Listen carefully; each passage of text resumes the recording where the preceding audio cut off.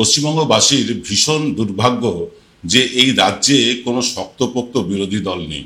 আপনি বলবেন বিজেপি তো আছেই, কিন্তু বিজেপিকে আপনি একেবারে মানে সোজা কথায় সনাতনী সার্কাস পার্টি ছাড়া কিছু বলতে পারবেন না।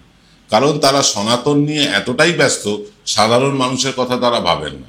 তারা মনে করছেন যে সনাতন সনাতন করলে, হিন্দু হিন্দু করলেই পশ্চিমবাংলায় ভোট জুটে যাবে।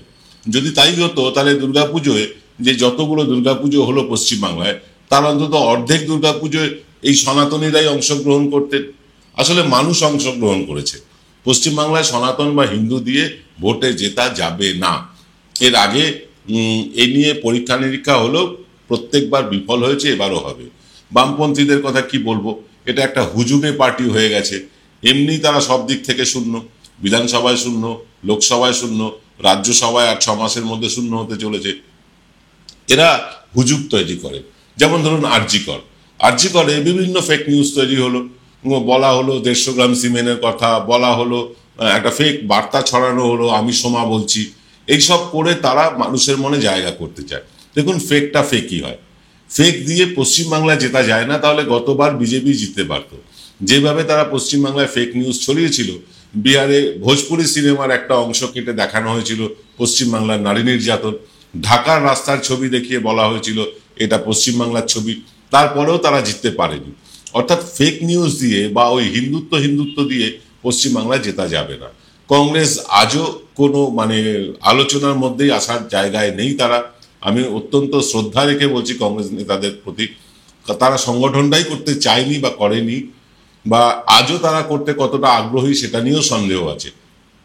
তো পশ্চিমবঙ্গবাসীর দুর্ভাগ্য যে এখানে কোনো শক্তপোক্ত বিরোধী দল নেই। যেমন ধরুন এর আগের যে লোকসভা কেন্দ্র ভোটগুলো হয়েছিল, তাতে বিরোধী দল বলে কিছুই ছিল না, বিজেপি একাই ছড়ি ঘোরাতো।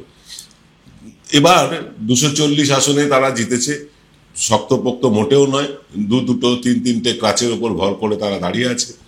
এখন এই যে রাহুল গান্ধী যে আন্দোলন করছেন, বা ধরুন মমতা বন্দ্যোপাধ্যায় যে প্রতিবাদ করছেন, বা কৃষকেরা যে আন্দোলন নিয়ে প্রতিবাদ করলেন, এগুলো প্রত্যেকটা প্রতিবাদ কিন্তু কাজে লেগেছে, সরকারকে পিছিয়ে আসতে হয়েছে। এনআরসি করব বলেও করতে পারছেন না, ঘুরপথে নির্বাচন কমিশনকে দিয়ে করাতে হচ্ছে, সেটাও পারছেন না। ফলে সরকার যা খুশি তাই করতে পারছে না কেন্দ্রে। কিন্তু কলকাতা, পশ্চিমবাংলার কি অবস্থা? পশ্চিমবাংলায় যা খুশি তাই হচ্ছে, সরকারি দল যেটা মনে করছে তাই করছে। উন্নয়ন তো ডেফিনেটলি হয়েছে, এ নিয়ে কোনো কথা নেই। রাজ্যে উন্নয়ন হয়েছে, সেটা চোখে দেখা যাচ্ছে। কিন্তু আমরা সারা রাজ্য জুড়ে ঘুরে বেড়াচ্ছি, সারা পশ্চিমবাংলার প্রতিটি প্রত্যন্ত অঞ্চলগুলোতেও যাচ্ছি। আমরা কি দেখতে পাচ্ছি? তৃণমূলেরই কি সব ভালো আছে? না, তৃণমূলেও কিন্তু সব ঠিকঠাক নেই। আজকের এক্স ফ্যাক্টর আলোচনা করব তাই নিয়ে।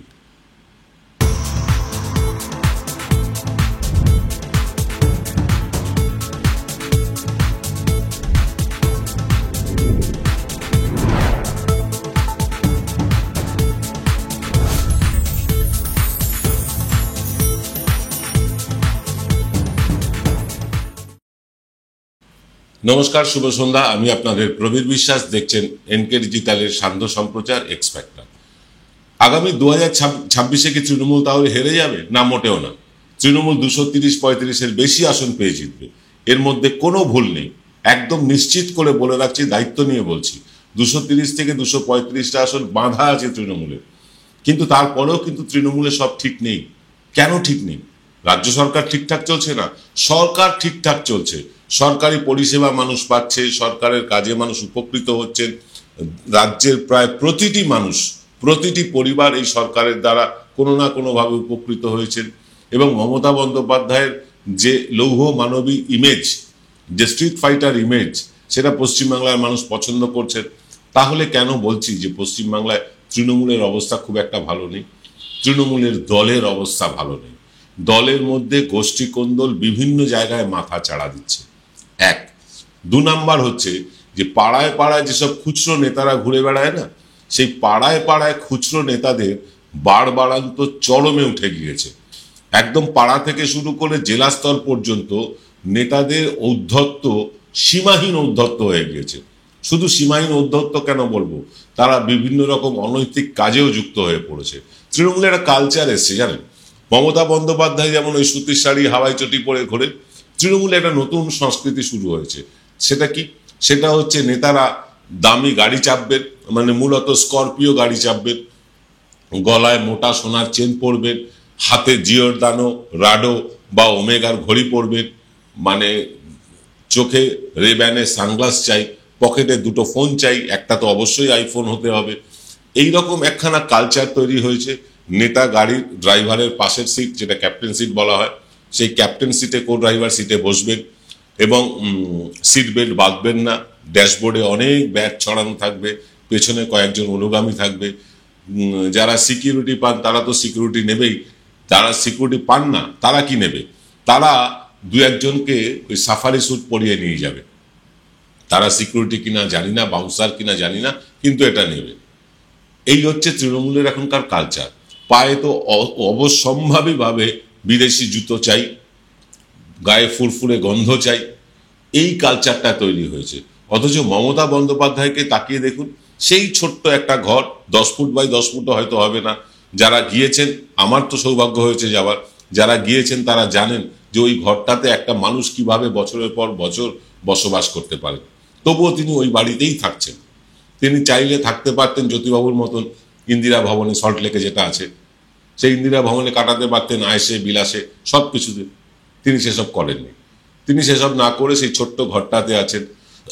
ধনেখালি সুতির শাড়ি পরেন, পায়ে হাওয়াই চপ্পল পরেন। অনেকে বলেন হাওয়াই চপ্পলটির দাম নাকি 35,000 টাকা। কিন্তু যারা মমতা বন্দ্যোপাধ্যায়কে সামনে থেকে দেখেছেন, আমার তো সৌভাগ্য হয়েছে অন্তত একদম মানে 1 ফুট দূর থেকে দেখা। আমার কখনোই মনে হয়নি ওই হাওয়াই চপ্পলটির দাম 300 টাকা বা 400 টাকার বেশি হতে পারে। কারণ আমি নিজেও হাওয়াই চপ্পল পরি এবং ভালো হাওয়াই চপ্পল পরি। আমি যে হাওয়াই চপ্পল পরি তার দাম 1600 টাকা। মমতা বন্দ্যোপাধ্যায় যে হাওয়াই চপ্পল পরেন সেটার দাম 300 থেকে 400 টাকার বেশি হওয়াই উচিত না। সুতির শাড়ির কতই বা দাম হবে, আমি শাড়ি কিনি না, জানি না, আপনারা বলতে পারবেন। তাই একদম সিম্পল লিভিং যাকে বলে, মুড়ি বাদাম খান, মানে ভাত রুটি থেকে একদম দূরেই আছেন, কোনো মানে আরাম আয়েস তার মধ্যে নেই, দিন রাত ছুটে বেড়াচ্ছেন, কাজ করছেন। আর তার দলের নেতারা দামি স্করপিও ছাড়া চাপবেন না, এসি রুম ছাড়া তাদের চলে না, এমনকি তাদের যে অফিস ঘর সেগুলোও এয়ার কন্ডিশন। এই যে বিভিন্ন বৈভবে মুড়ে গিয়েছে তৃণমূল কংগ্রেসের পাড়ার নেতারা, গ্রামের নেতারা, এই বৈভব যতক্ষণ না তৃণমূল ছাড়তে পারবে, অর্থাৎ তৃণমূলকে মানুষ জিতিয়েই এনেছিল মমতা ব্যানার্জিকে দেখে। মমতা ব্যানার্জির সিম্পলিসিটি বলুন, তার জীবনযাপনের ধারা বলুন, এগুলো দেখে মানুষ মমতা বন্দ্যোপাধ্যায়কে নিয়ে এসেছিল। কিন্তু তার দলের নেতারা কি করছেন? পাড়ায় পাড়ায়, আমি শহরাঞ্চলে বলছি, শহরাঞ্চল মানে শুধু কলকাতা ভাববেন না, কলকাতার বাইরেও যেসব শহরাঞ্চল আছে, প্রত্যেকটি শহরাঞ্চল শিল্পাঞ্চলে যেভাবে তোলাবাজি চলছে সেটা মানে চোখে পড়ার মতন। সাধারণ মানুষ দেখতে পাচ্ছেন। সাধারণ মানুষের কাছ থেকে তোলাবাজি হয়তো হচ্ছে না, কিন্তু কারখানার মালিক, যারা ইট বালি সিমেন্ট সাপ্লাই করেন, যারা বিল্ডিং প্রমোটারি করেন, তারা জানেন কি লেভেলে তোলাবাজি হয়, কোন লেভেলে তোলাবাজি হয়, কত লক্ষ লক্ষ টাকা তুলছেন এইসব তৃণমূলের নেতারা। মমতা বন্দ্যোপাধ্যায় এসবের খবর রাখেন না। আমার মনে হয় তার দূরের পাওয়ারটা খারাপ হয়ে গিয়েছে, তিনি দূরেরটা আর দেখতে পান না। কারণ তাকে ঘিরে যে বলয়টা আছে, সেই বলয় তাকে দূরেরটা দেখতে দেয় না। মমতা বন্দ্যোপাধ্যায়ের আশেপাশে যারা আছেন, আমরা দীর্ঘদিন ধরে মমতা বন্দ্যোপাধ্যায়ের পাশে দেখছি। এই মুখগুলোর বদল দরকার। যে মুখগুলোকে দীর্ঘদিন ধরে মমতা বন্দ্যোপাধ্যায়ের পাশে ঘুরঘুর করতে দেখছি, সেই মুখের বদল দরকার। মমতা বন্দ্যোপাধ্যায় একজন দক্ষ প্রশাসক, এ নিয়ে কোনো ভুল নেই। তার মতন প্রশাসক পশ্চিমবাংলায় আমি একদম মানে কি বলবো, কৃতজ্ঞতা জানিয়েই বলছি, মার্জনা চেয়ে বলছি যে বিধানচন্দ্র রায়ের থেকেও দক্ষ প্রশাসক তিনি, এর মধ্যে কোনো ভুল নেই। অভিষেক বন্দ্যোপাধ্যায় একজন দক্ষ সাংগঠনিক নেতা, সংগঠনটা তার মতন করে কেউ ভালো বোঝেন না, এটাও ঠিক। কিন্তু তারপরে যারা আছে তারা মূলত তাঁবেদার। হয় তারা তাঁবেদারি করে টিকে আছেন, কেউ মন্ত্রিত্ব সামলাচ্ছেন, কেউ জেলা সামলাচ্ছেন, কেউ ব্লক সামলাচ্ছেন, কেউ পাড়া সামলাচ্ছেন, এসব করছেন। এদের মধ্যে কতটা গ্রহণযোগ্য, এরা কতটা গ্রহণযোগ্য মানুষের কাছে, তার কি কোনো ইভ্যালুয়েশন করেছে তৃণমূল কংগ্রেস? না, এখনো পর্যন্ত করেনি। এই যে যারা পুরনো মুখ, এই এক মন্ত্রী, এক মেয়র, এক জেলার নেতা, আর কতদিন? সাধারণ মানুষের মনে কিন্তু একটা অ্যান্টি ইনকমবেন্সি তৈরি হয়েছে। আমরা আসবো এইসব নিয়ে আরো ডিটেলে, তবে ছোট্ট একটা বিরতির পর। Welcome to the world of civil business. A Bengali business personality and the most successful business group, Roy Construction Group of companies, now coming Sarib, West Bengal. Mr. Anup Roy, the managing director of the Roy Construction Group company, ready to serve his native land, the mother Bengal.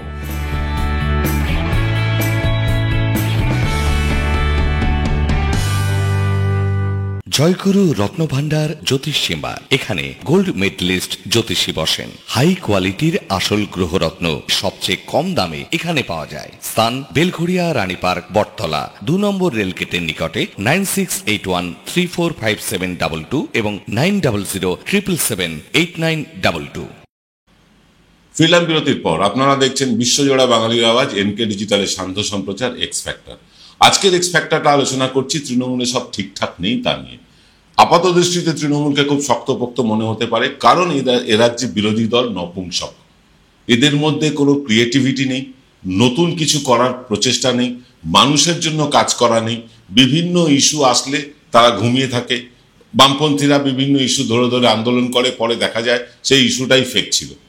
আরজি করের কথাই ধরে নিন, আরজি কর ইস্যুটাই যে fake ছিল, যে একাধিক লোক ষড়যন্ত্রে বা ধর্ষণ খুনে জড়িত, সেটা প্রমাণই করা যাচ্ছে না, সিবিআই কে দিয়েও যাচ্ছে না।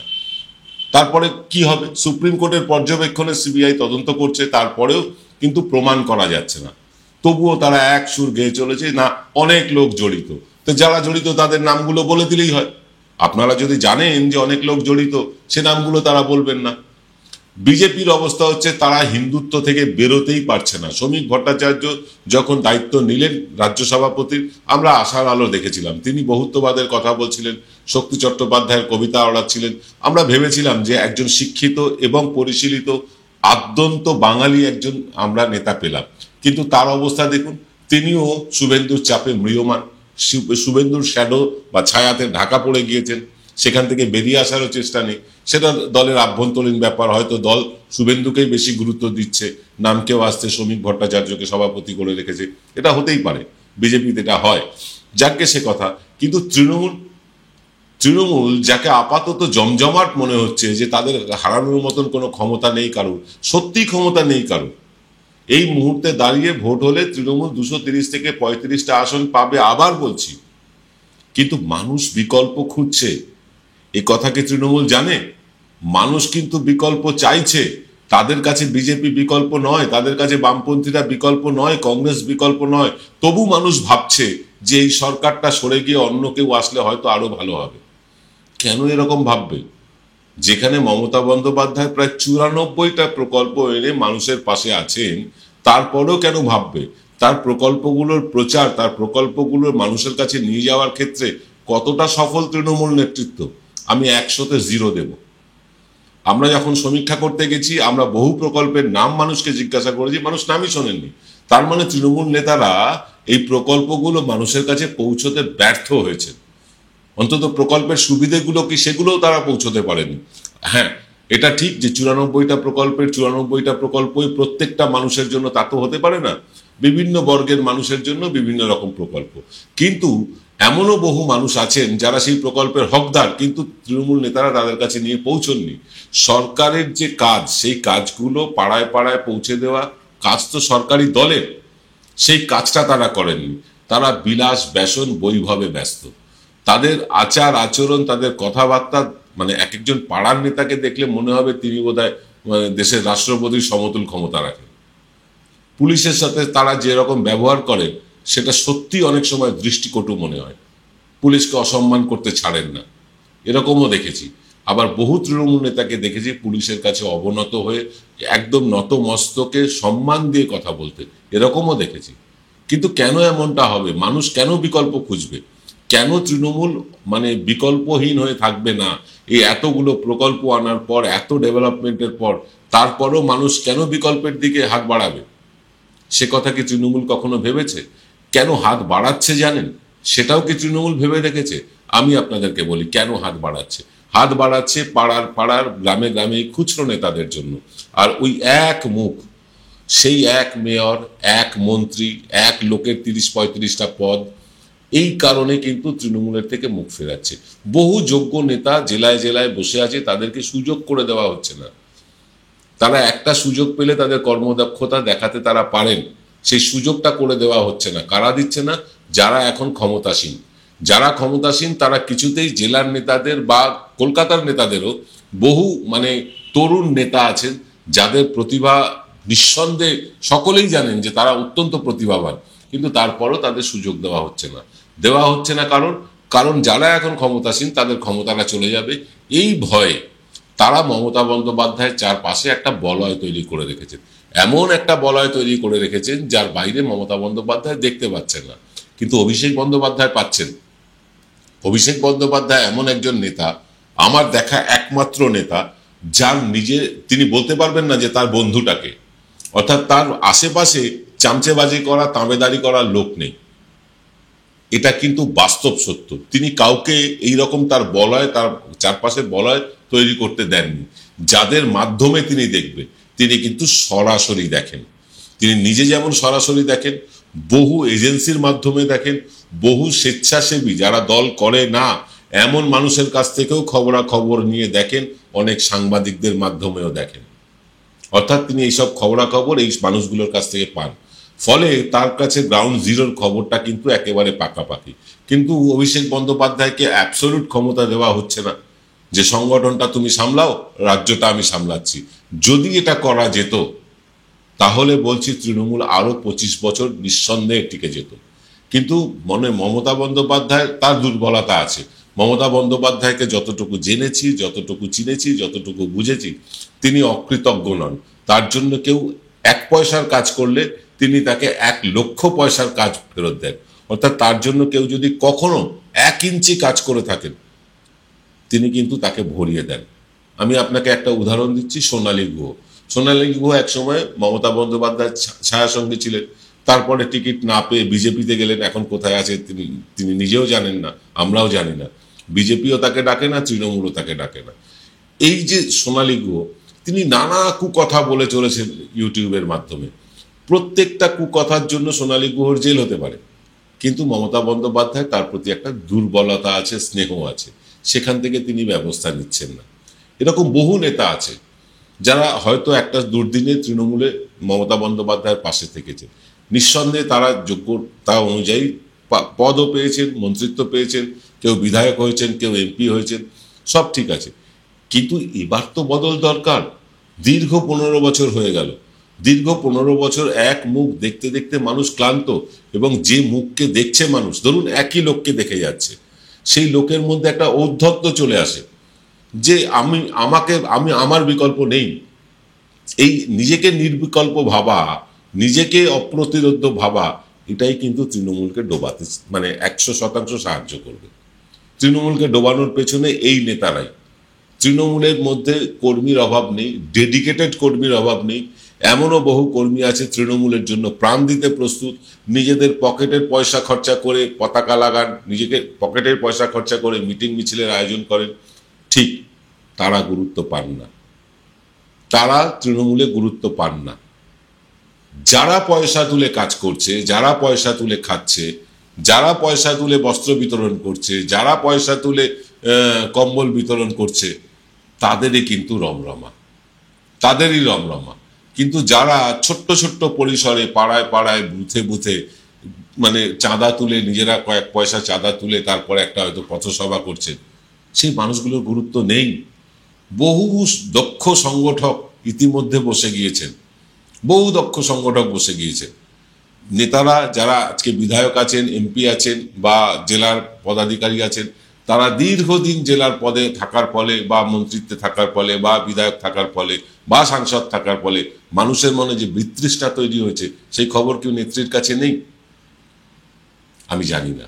তবে আসার কথা, জেলায় জেলায় কিন্তু পরিবর্তন একটা হয়েছে, জেলা স্তরে পরিবর্তন হয়েছে। বহু জেলায় দক্ষ সংগঠকেরা কাজ শুরু করে দিয়েছেন। আগামী দিনে জেলাগুলো অনেক শক্তিশালী হয়ে উঠবে, এ নিয়ে কোনো ভুল নেই। এবং এই শক্তিশালী জেলাগুলোর জন্যই তৃণমূল ভোট বৈতরণী পার করে যাবে। কিন্তু মানুষের মনে যে অ্যান্টি ইনকমবেন্সি তৈরি হয়েছে, প্রতিষ্ঠান বিরোধিতা তৈরি হয়েছে, মানুষ যে বিকল্প চাইছে, এই খবরটা আমরা তৃণমূল নেতৃত্বের কাছে পৌঁছে দিলাম। কারণ কি জানেন? আমরা তৃণমূলের সমর্থক নই। কারণ একটাই, আমরা জানি এ রাজ্যে বিজেপি আসলে এটাও গোবলয় হয়ে যাবে।